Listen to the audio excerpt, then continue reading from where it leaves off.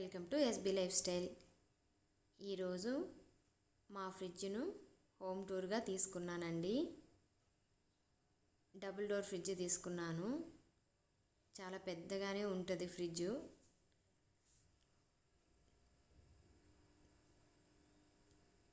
చాలా ఇష్టంగా కొనుక్కున్న ఫ్రిడ్జ్ అండి. అందరూ ఇంత ఫ్రిడ్జ్ ఎందుకని కూడా అన్నారు. కానీ ఫ్రిడ్జ్లో నేను అన్నీ పెట్టేసుకోకూడదు. కాకపోతే ఇంకా మనకు ఫెసిలిటీస్ లేవు కాబట్టి మనం తప్పనిసరిగా పెట్టుకోవాలి. కింద వెజిటేబుల్స్ అన్నీ వేసుకుంటాను. పైన కింద డ్రైలో వెజిటేబుల్స్ ఫ్రూట్స్ వేసుకుంటాను. పైన పెట్టింది వైప్స్ అండి, అవి ఫేస్ క్లీనింగ్కి. ఇందులో డ్రై ఫ్రూట్స్ అన్నీ ఉంటాయి. కింద ట్రేలో వచ్చింది అల్లం వెల్లుల్లి పేస్ట్,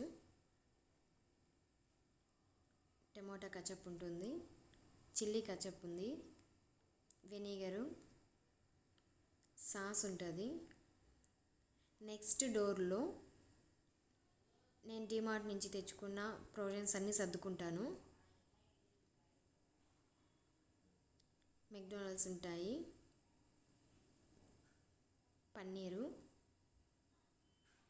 అప్పలాలు, నెక్స్ట్ కందిపప్పు, ఉద్దిపప్పు, శనగపప్పు, రాజ్మా.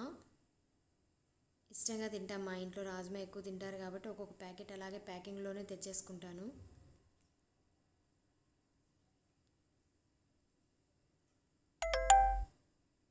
కందిపప్పు. నెక్స్ట్ వన్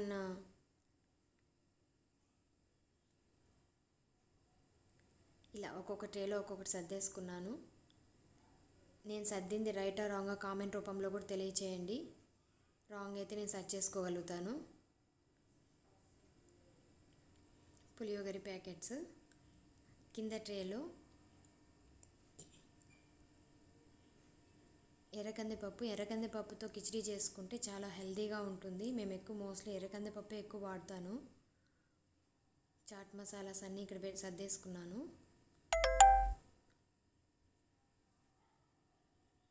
చింతపండు అయితే 1 ఇయర్కు అలాగే వైట్గానే ఉంటుంది ఫ్రిడ్జ్లో పెట్టుకోవడం వల్ల. ఈ ట్రేలో వచ్చి గోధుమ పిండి, శనగపిండి, మైదా పిండి, బెల్లం ఈ ట్రేలో పెట్టుకున్నాను. తర్వాత పైన వచ్చి పచ్చెనగపప్పు,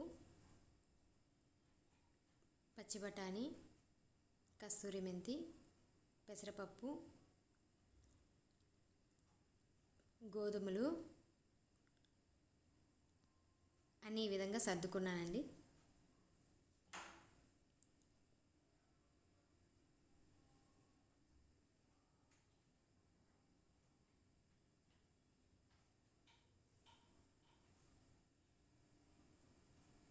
పైన ఉండేది గరం మసాలా ప్యాకెట్స్. ఇది మా ఫ్రిడ్జ్. నెక్స్ట్ మా మంచం. చాలా ఇష్టంగా తయారు చేసుకున్నానండి. ఈ మంచం నేను చెప్పిన డిజైన్లోనే చేయించారు. బలాస టేక్తో చేయించుకున్నాను.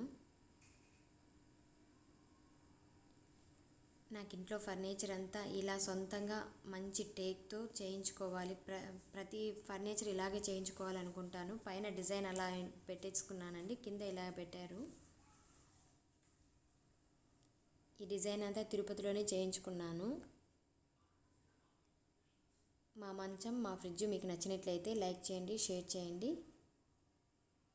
కామెంట్ చేసుకోండి, సబ్స్క్రైబ్ చేసుకోండి. Thank you for watching.